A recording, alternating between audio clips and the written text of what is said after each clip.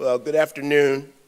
For any of you in the room who may not know me, I'm David Thomas, and I have the distinct pleasure and privilege to be the Dean of the McDonough School of Business.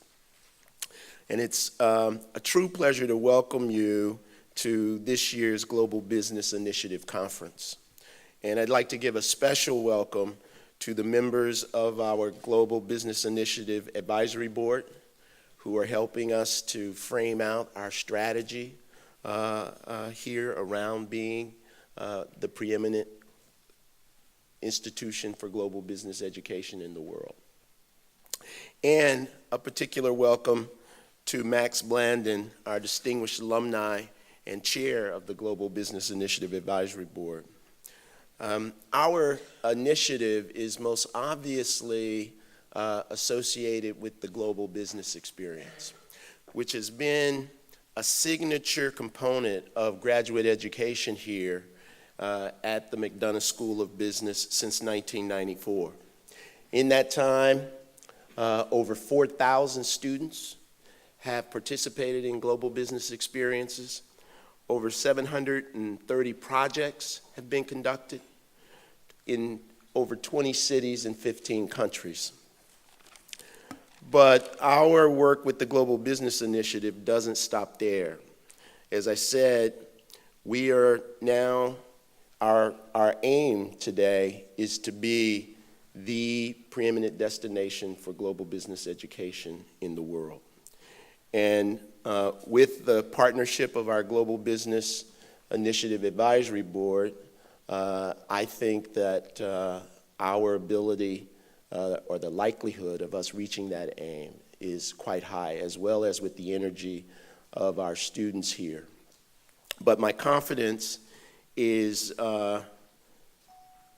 truly formed around the leadership of the Global Business Initiative that exists in the person of Ricardo Ernst. Ricardo is now in his fourth decade of teaching at the McDonough School of Business. So he has seen the arc of this school and continues to see its potential to truly make a mark in the world, which is why I was delighted when he offered to take this initiative up and to be the director and faculty chair of it. He's professor of logistics and global business here. And with that, I have the distinct pleasure of introducing Ricardo Ernst.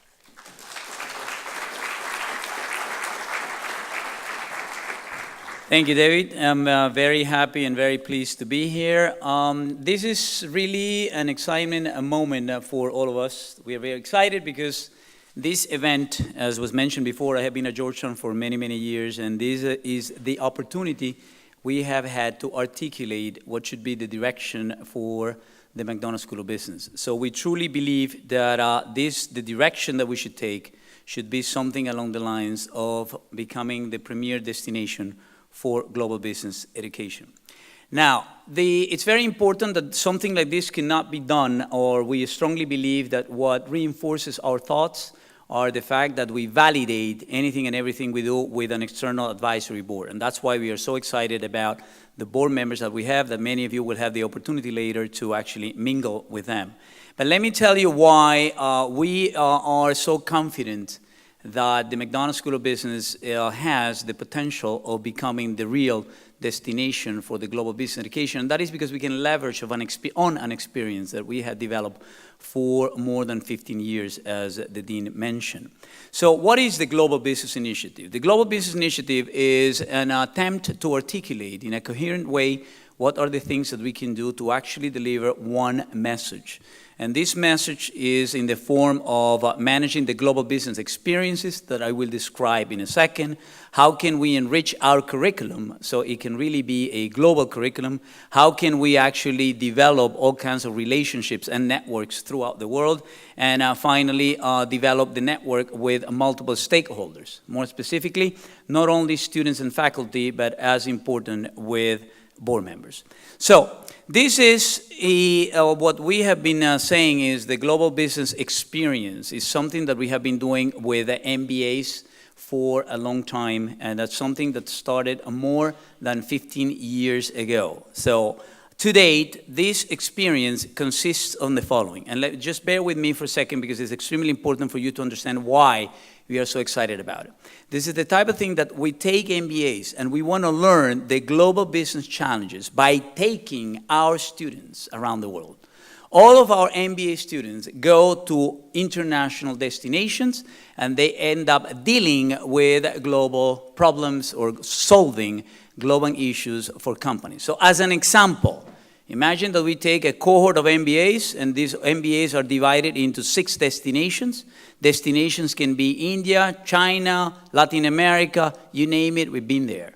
So we have projects that are defined by a faculty member, and then our students are working at a distance with those projects from Washington, and then they end up going to the destination to present those results. So this is something that started in 1995, where we first took executive MBA students, and back then we were going to 8 cities and then just a few countries. Then based on the success of that experience, and here you see the countries that we end up going. In the year 2000, then we decided to introduce this to the full-time MBAs. And then that's when we enlarged the number of cities that we're going to these destinations. And then in the year 2007, we formalized the whole global business experience. And then you see those are the numbers that were mentioned by the dean. So since the year 2000, we have sent over 4,000 students, over 4,000 students around the world. 4,000 of our MSB students have been in destinations around the world, over 15 countries, over 20 cities, but more importantly, our students have been able to deal with global projects. And to be specific, we're talking of 730 projects around the world. The exciting news is that the time has come to start doing this with the undergrads. So after an initiative with Dean Sharp from the undergraduate office, we're going to be launching this type of initiative with the undergrads. The time has come to move all this experience, all the things that we have learned, and incorporate the undergrads in this initiative. So these are the statistics to date. MBAs, full-time MBAs, 6 countries, 51 projects. Part-time MBAs, 3 countries, 25 projects.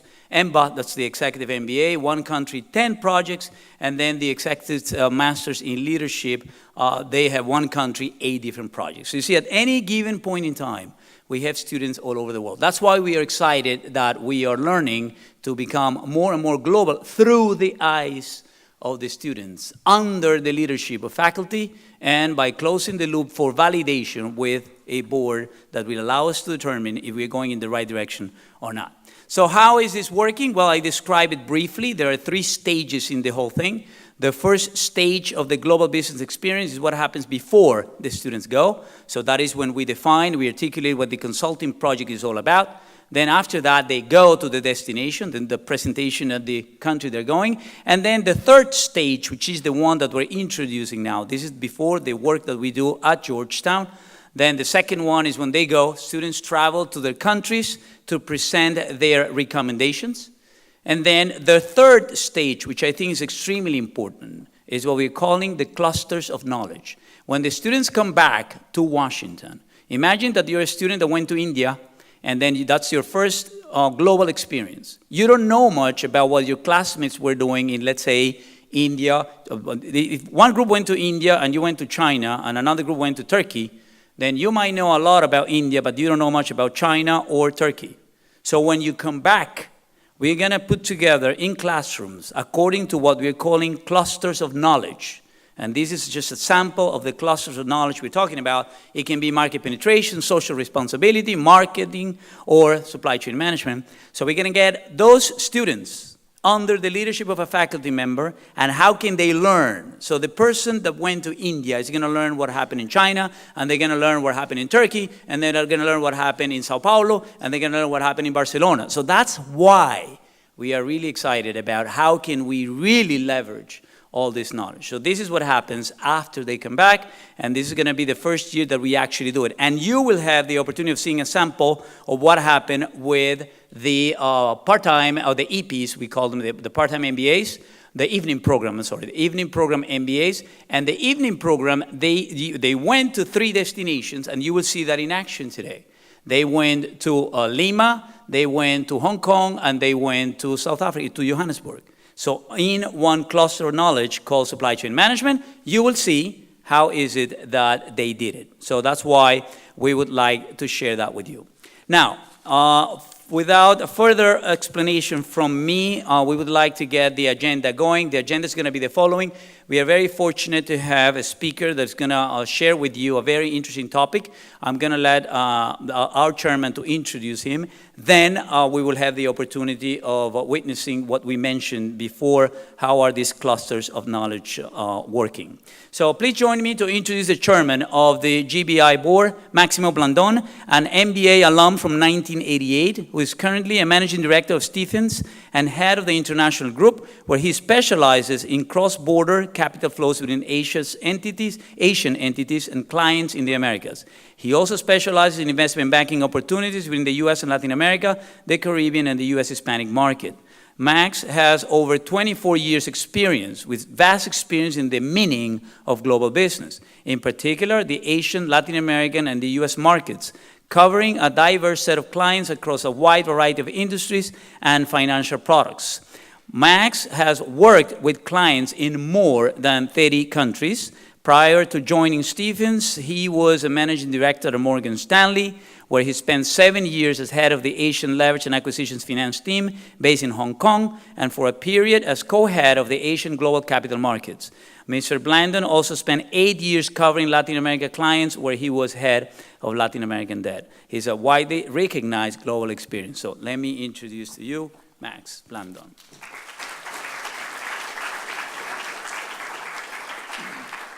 Thank you, Ricardo. You're too kind. First of all, I want to thank everybody for making it in today. I know it's a bad weather, but I really appreciate the fact that everybody is here tonight for this very important meeting and important presentation that we're about to have. As Ricardo mentioned, I'm Max Blandon. I head the Global Business Initiative Advisory Council here, and it is my distinct pleasure to introduce to you tonight Mr. Antoine van Ankmel. In his career, Antoine is somebody who I would call a man for all seasons. He is a very successful banker. He has been a very successful investor. He has been an entrepreneur. He's an academic. He's an author. He's an advisor. And he has the distinct honor and pleasure to have coined the term emerging markets back in the 1980s while he was at the IFC. So today, Antoine is an advisor at Garton Rothkopf, and he will be today speaking to us about a very important topic, specifically the factors driving competition in the global economy and how they affect the U.S. position in the marketplace. So without further ado, Antoine, welcome.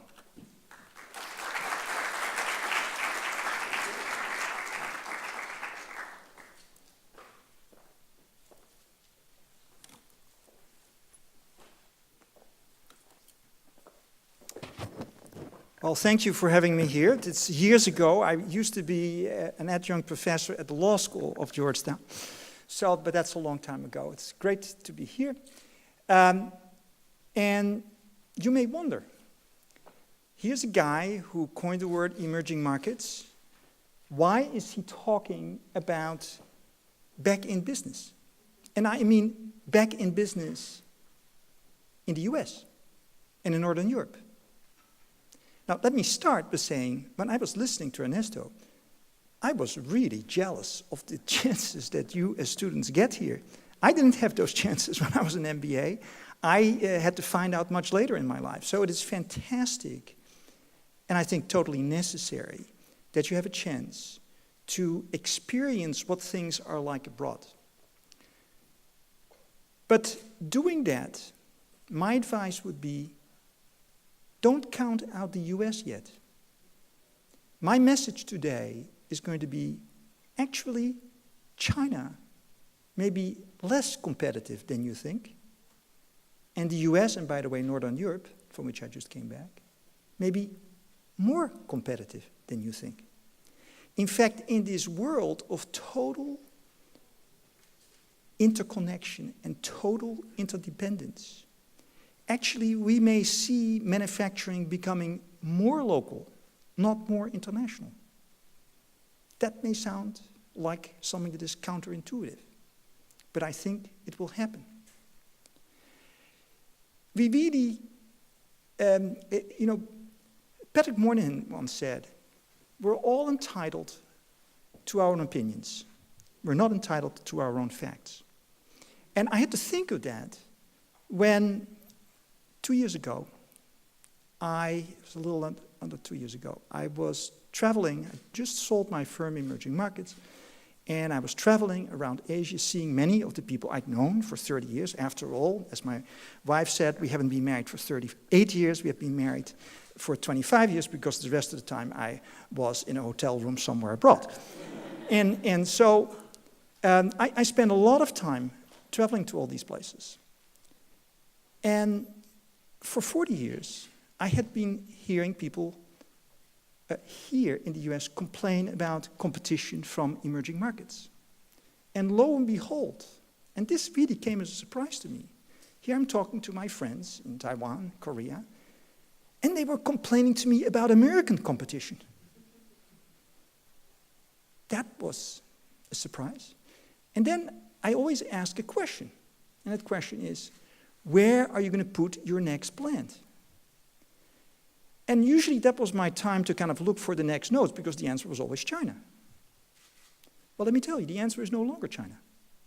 Half of the time the answer was United States, sometimes Europe. So when I heard that, thinking back of Moynihan, I thought, well, maybe I should start to think. And really, what is interesting is, here we are in Washington, in the middle of a rather dysfunctional government. And actually, I would say there's a lot of reason to be optimistic. To be optimistic about the world, to be optimistic about the United States. Why? We had all these big fears. We had this fear, we are totally dependent on energy from the Middle East, etc. Well, suddenly with shale gas, we don't have an energy scarcity, we have an energy abundance. And that shale gas is not just in the United States, it's in Poland, it's in Mexico, it's in Argentina and Brazil, Russia, you name it. The second was, there was this deep conviction for the last 2 decades. Really, China is whipping our behind. Well, actually, we're getting more competitive in a number of industries. Believe it or not, shoes are being made, garments are being made in the United States. I'll tell you in a minute why. Then we had high unemployment. Well, now we have a recovery in which manufacturing is leading the recovery. Europe, everybody here views as a mess. Americans have a tendency to look at Europe. Well, let me just tell you, there's a difference between Northern Europe and Southern Europe. Northern Europe is doing quite well, thank you very much. I just came back from Sweden, from Finland, from Germany. You have fantastic companies in Germany. They're totally globally competitive. So think about it a little differently. We have been thinking about dying companies. 40,000 companies died in the last 2 decades. And what we're seeing now is companies coming back. We're seeing reshoring and we're seeing new initiatives. I went to a place, Akron. Akron used to have the big tire companies. They're gone. But actually, and there I was talking to the University of Akron. The president is Mexican. The head of the engineering department is Greek. The deputy head was Indian. So it was a very international group. And they were telling me, yeah, the tire companies are dead. But actually, the polymer research is still here. And there are 1,800 new young polymer startups that are making everything from artificial hips to all kinds of other things. That's innovation. That's the change that we're seeing. We're going from a rust belt to what I call a brain belt. We're going from outsourcing, which was a big fashion, to reshoring. I'll come back to that. I even think that the big thing that everybody is fighting about at the moment, which is healthcare, is actually nonsense. That's a strong statement. Nonsense in the sense that this famous cost curve that everybody in Congress is fighting about, I think is like the missile gap of Kennedy. It's not going to happen. We have already seen that the healthcare costs are starting to not flatten out, but not go up as fast. And I think there are many reasons, and I'll talk about that in a minute, why you can believe that that will continue. The productivity increases in healthcare are phenomenal. I mean, if, for example, take the human genome. It cost a few years ago $3 billion to analyze the first human genome. Now, if you want to do it for yourself, you can do it for $1,000. This is Moore's law on steroids. Another example, here at NIH, where unfortunately today they cannot work, but maybe their robots are working, and what do their robots do? It used to take 12 years for a lab technician to basically expose the library of NIH, 500,000 different compounds, to, let's say, a cancer cell. 12 years. Now, with the help of a robot, you can do it in 3 days. That is productivity improvement. And I think you will begin to see that make a big change. So, am I pessimistic? No, I'm not pessimistic. I'm actually quite optimistic. We're seeing a cyclical recovery. Business actually did not. This is a very important point. Business here and in Northern Europe did not waste the last crisis. And while we are dysfunctional at the federal level, actually the local and the regional level, things are going pretty well. I went to Albany, believe it or not. In Albany, not one of the world's hotspots, from at least the perception I had, they are bringing back semiconductors to the United States, things that I expect to see in the Hsinchu Park in Taiwan or in Korea. Well, the next, going to the bigger size in wafers, the pancakes that we get our chips out of, is being done in Albany. Nearby is Global Foundries, brand new factories of semiconductors. So these are all signs that things are changing. There's a newfound competitiveness in manufacturing. Now, why? Why is this? There are really, as I see it, 4 reasons. The first is energy, shale gas. Now, I know some people hate shale gas. They don't like it for environmental reasons, all kinds of reasons. And there are reasons to be skeptical about shale gas. But let's not forget that gas now is A, abundant, B, makes us self-sufficient. Why could Obama basically stand up in Syria to things that perhaps in Saudi Arabia and Qatar they didn't like? Because we don't need their oil that much anymore. And so this is a real game changer. Second is the difference between labor costs in China and here is much less great than it was before. On top of that, we now have not robots, no, smart robots. The United States is in the lead again when it comes to smart robots. Get back to that. Third is we have in the United States and Europe, in comparison to what used to be my beat, emerging markets, one tremendous advantage.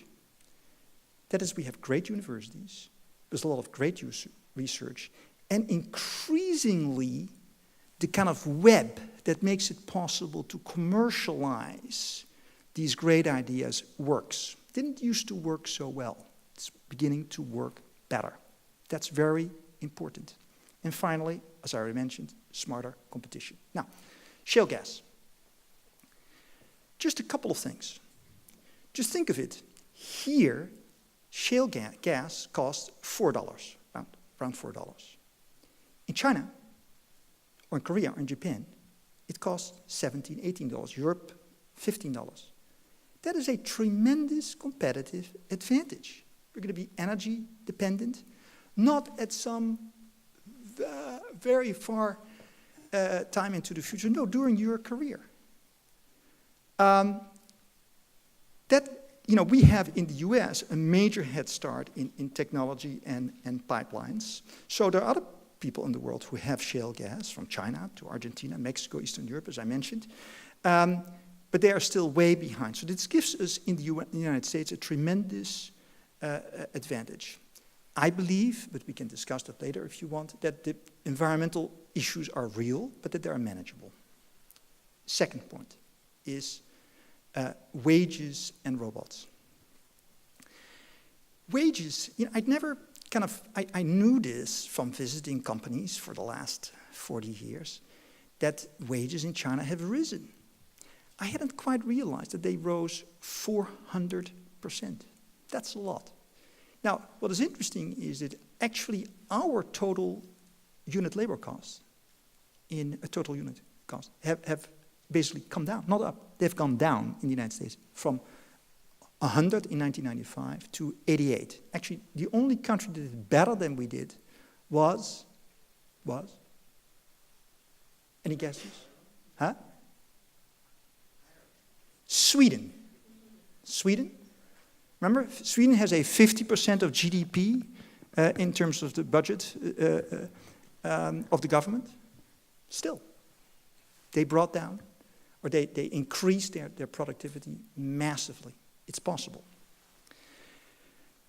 Now, what that means, or what it's beginning to mean, is that what you're seeing now, and I quoted the CEOs that I talked to, and by the way, this has now been confirmed in studies that the Boston Consulting Group, other people have done, is that basically people don't just want to invest in China. But sure, they're going to invest in China. That's still a huge and growing market.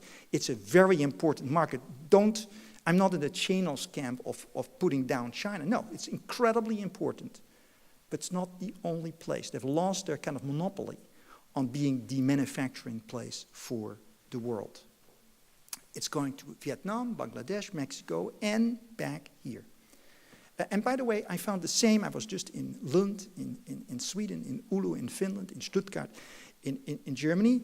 Everywhere I heard that same story. Companies are coming back. I'll tell you in a minute why. The productivity per worker is still 5 times higher here. And as I said, US unit labor costs have decreased. Demographics are catching up. Chinese birth declined. These are big numbers. From 26 million in 1987 to 15 million. The working population will be declining. And I think since that time, it's even earlier than 2018. So that is a big difference. And that is combined with the fact that we now have smart robots. We used to have what you could call stupid robots. Robots that could do, take this thing, boom. That's what they could do. Or they could weld or things like that. They could do one thing very fast, very precisely, but it had to be completely pre-programmed, it had to be completely repetitive. Now, and here, some American, some Japanese, some German companies are in the lead. They can do a lot more. They can walk, they can talk, they can do things without them being ordered to do those things. They can, instead of bumping against people in a factory, which they always used to do, they were very dangerous robots, because they couldn't see. Now they can see because they have sensors. And so there's a company like Rethink Robotics in Boston, which I'm going to visit next week, that actually makes a robot for $22,000. That's not very expensive. $22,000. And with that robot, it can pick up things, but not just here where you told it to. No, it thinks. It has artificial intelligence. It's pre-programmed to do a lot of different stuff. It's really quite exciting. Another company, Boston Dynamics, also in Boston that literally makes things that look like people or like frogs or like mules that can jump and run and do all kinds of things. It was totally impossible a few years ago. So what I'm saying is we're going from dumb robots to smart robots that are cheaper and much more versatile and will be used in production everywhere. By the way, as a sideline, guess where all this innovation comes from? Believe it or not, it comes from Washington, from this dysfunctional, it comes from the Defense Department. It comes because DARPA, has any of you, let me just see, how many of you have heard of DARPA? That's pretty good, that's pretty good. I would say that DARPA is the most innovative venture capitalist in the United States. Most venture capitalists, I believe, are not really venture capitalists. They are risk avoiders instead of risk seekers. And DARPA actually seeks risks and has done phenomenal things. Without DARPA, we wouldn't have the Google self-driving car, which, by the way, is a combination of a robot and sensors. These kinds of things are really quite phenomenal, and I think that's important, they can be imitated all that fast. So what we're going to see is that we're going to redefine manufacturing over the coming years. Manufacturing is going to be different from working in overalls in a dirty plant.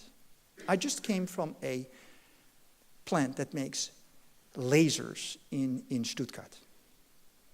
I'll tell you, that was a nice plant. That was not a dirty plant. It can't be dirty because otherwise the machinery that comes out of it doesn't work.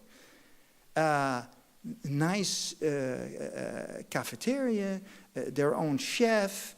And they're profitable, by the way. This is not this is not a do-goody organization. Very sophisticated organization. That's the kind of factory of the future that I think we're going to get more of. And by the way, to all of you graduates, I would start thinking about spending a lot of attention on your engineering courses, or taking a few extra if you have a chance. Because that's where companies, I think, sometimes outcompete US companies. Having an MBA is nice, but having a little engineering on the side is even better, and focusing on manufacturing instead of finance, and by the way, I've spent my whole life in finance, might not be such a bad idea. So that's just a sideline.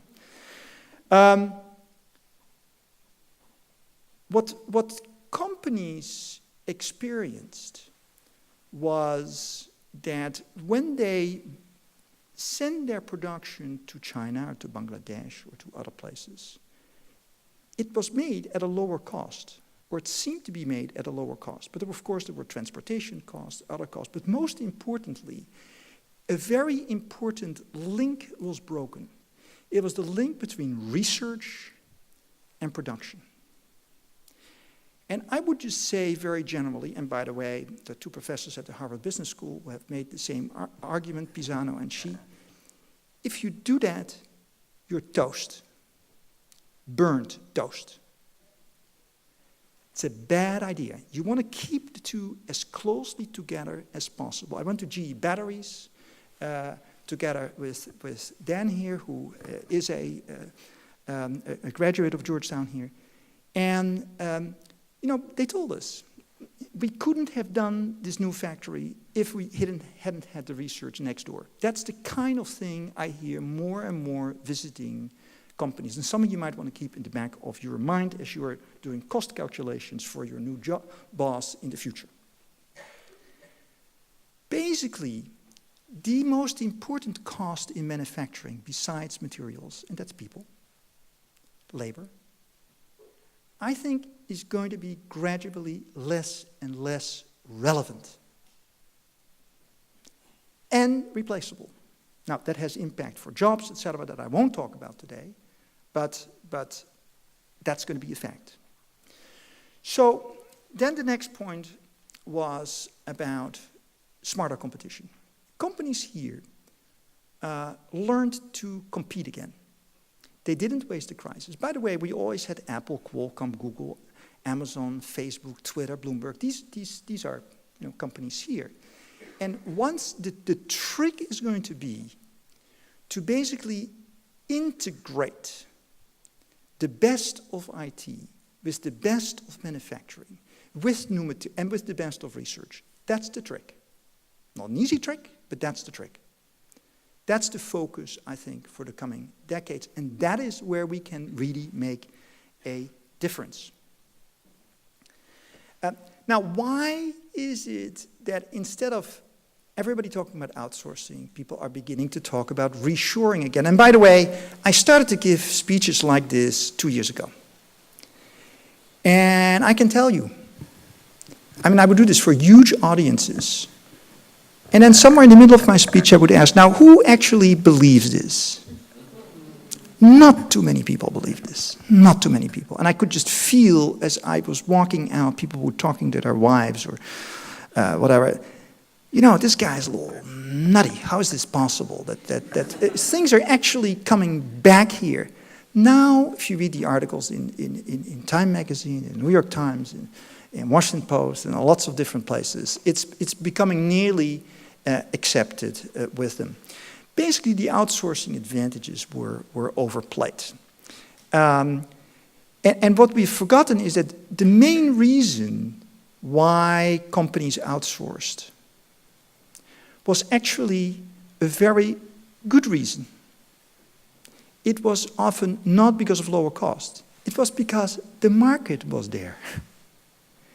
And I think we're going to see over the coming decades that while we will continue to live in a highly connected, interdependent world, production is going to be closer to consumption.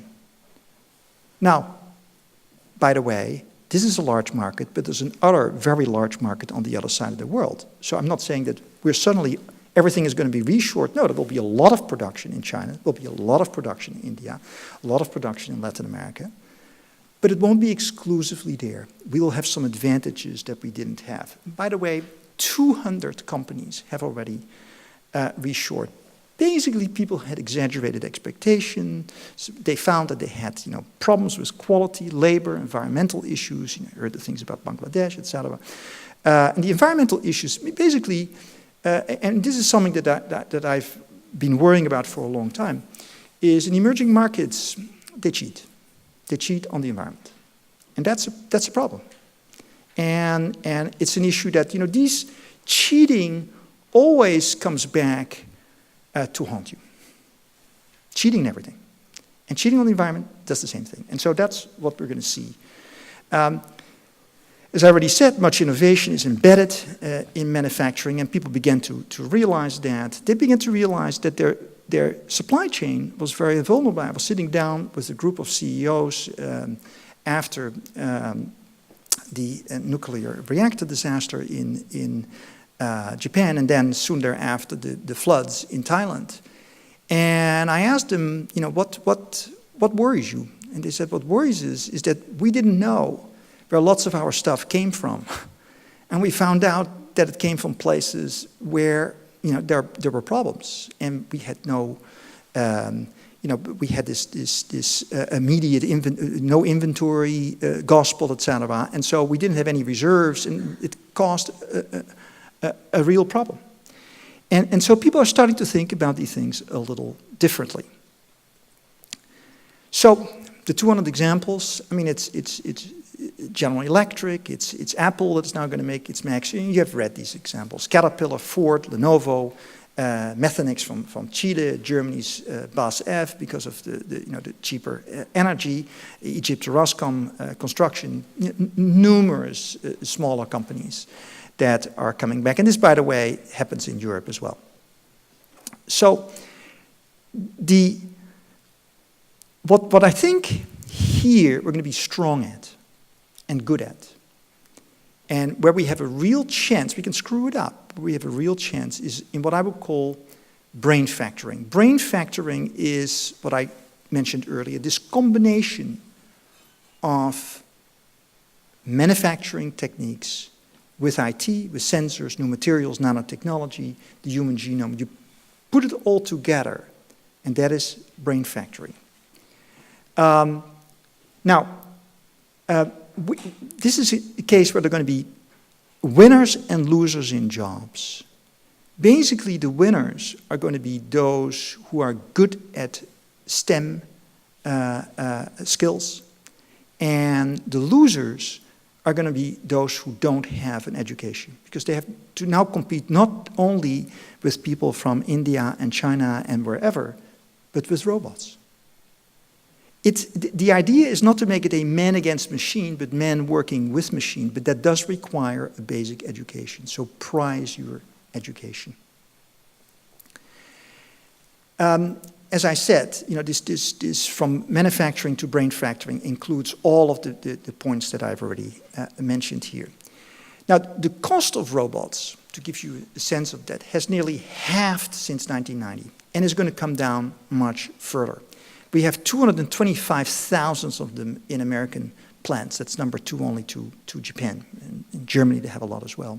Korea, they started to get more. China, they're getting more as well. The US has spent about $1.5 billion on robots in 2011, but 90% of all plants simply don't have them. So there's a lot of potential there. And you're seeing this not just around Harvard, MIT, and Stanford.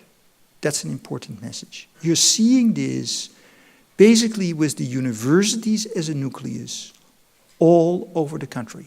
You see it in Ohio, you see it in Boulder, you see it in, you name it. And that development, I think, will help make the US really a lot more competitive than we felt we were for a long time. We're seeing the early signs of an industrial renaissance, not just in the US, but also in Northern Europe. And we are seeing a recognition that process innovation is critical. Now, there's one interesting thing I learned about innovation over the last couple of months that came unexpectedly to me. For me, innovation was simple. The percentage of your revenues that you spent on R&D. If you did a lot, you were okay. If you didn't do a lot, you were not okay. Wrong. Not that that is not important, but where does the real innovation now come from? Interestingly, it comes not from the R&D department, because what are R&D departments? R&D departments are mostly D departments.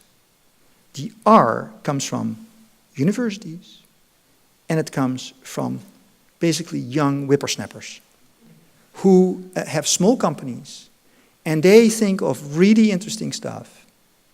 And then these companies get sold, they get merged, they get integrated, etc. That's the process of creative destruction. So the innovation process is really a question of integrating this often from the outside. For whatever reason, well, it's a logical reason, but in big companies, you get bureaucracy. And in bureaucracies, it's difficult for people to innovate. So it happens at the fringes. It also happens in between silos in universities. That's another interesting thing that I learned. It's no longer in the biology department or in the chemistry department, but it's in something in between. It's in between the silos that the innovation takes place in companies and in universities. I'm telling you that because you will be in a company someday soon. And I think it's useful to watch this kind of stuff. The other thing that I think is important for an American audience, not for a non-American audience, they're used to it, but for an American audience is that we have a tendency to look down, I think, on what you could call public-private partnerships. We think business can do it alone. Nonsense. We wouldn't have an MRI, we wouldn't have the internet, we wouldn't have, you name it, without basically cooperation between government and business and universities. That is the golden triangle that you should be very mindful of, I believe. So, what does that mean? And I'll end with that for the next decade. First, let's start with not being down in the dumps. No matter what they do here in Washington. We're actually in pretty good shape and we're getting better rather than worse. We will see a new sense of confidence grow, just as happened after Sputnik, after the 70s when we thought that Japan was beating us. The glass is going to be half full again instead of half empty. There's going to be more foreign investment, particularly in US energy and in manufacturing. Everyone will start to think and focus on embedding innovation in manufacturing. And it will be an epic battle for these billions of new consumers. But companies here and in Europe will have a chance in that battle. And I think what I really am worrying about is not jobs here. I worry a little about it, but I worry a lot more about the loss of jobs in China, in India, in places like that. I mean, there you have factories with hundreds of thousands, of tens of thousands of people whose work is going to be done by robots. That's going to be a very big problem that we'll have to deal with.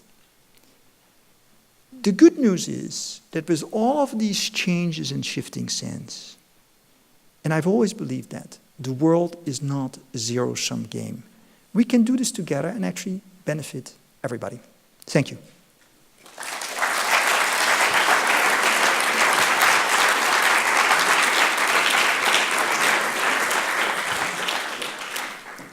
We have time for a couple of questions. Sure. I know time has to be soon, but any questions from the audience you might want to ask? This is your chance. I'll start. So we've had a chance here to listen to your discussion on manufacturing, but as an investor, where are the opportunities under this regime in the next decade? I think there are plenty of opportunities in manufacturing startups. The problem is that and I have been an investor for 25 years. Whether it's venture capital, whether it is private equity, or whether it is public equity, which is what I was mostly involved in, we have become too short-term oriented, too trigger-happy.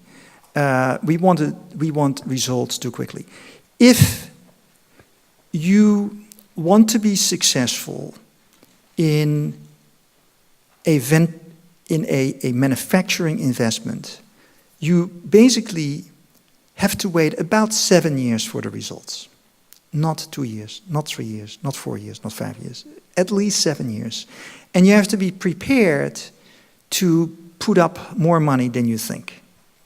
That is the general experience with companies that became successful. But if you stick with it and pick the right ones, you have a big winner on your hands. So whether it comes to, if you see that, for example, drug research is now much more efficient, there are opportunities there, that there are lots of opportunities for medical devices, that there are lots of opportunities in the robotic area, there are lots of things that are being done with new materials, that in fact we may bring back the shoe industry again. And my wife always complains, and I'm sure there are other ladies in the audience who have the same experience, that shoes never fit. Why? Because manufacturers don't make them to fit. They make them approximately to fit. Well, that's no longer necessary. That's really old-time thinking. It's quite possible to make now shoes that fit exactly. That is on your right foot and on your left foot. To make them, you do that with a 3D printer. You measure the foot, just as you get a sonogram. You measure the foot. You send wirelessly, the data go to a little factory that can be here, and they make it robotically. I spoke to Phil Knight of Nike, and he says, we can basically already we make shoes robotically already for Olympic runners. It can be done, and there's only one more thing, which is the stitching of the top to the bottom, that they need to figure out to do in mass production, but it can be done here. And so you have a shoe that fits. Can be done here at roughly the same price within 5 years. That's a big difference. So there are opportunities out there, I think. You have to find them. Yeah. Thank you. My name's Frank, first-year MBA. Thank you so much for being here. I'm curious, you talked a lot about technological developments that are just exponentially growing and developing. So are you concerned at all about some of the emerging risks and potentially even global catastrophic risks of some of these advancing technologies? Or do you feel pretty optimistic that policies and science, the minds of scientists will be in place to mitigate risks as they're developing? I mean, the truth is that everything has an equal potential for good and harm. Whether it is nuclear energy, or whether it's a new material, or whether it's a new production process, or whatever. There is always a risk. As a business leader, you try to basically take advantage of what is good and minimize the risk in a rational manner. That's the job of a CEO. That's the job of a CTO. That's the job of a leader in a company.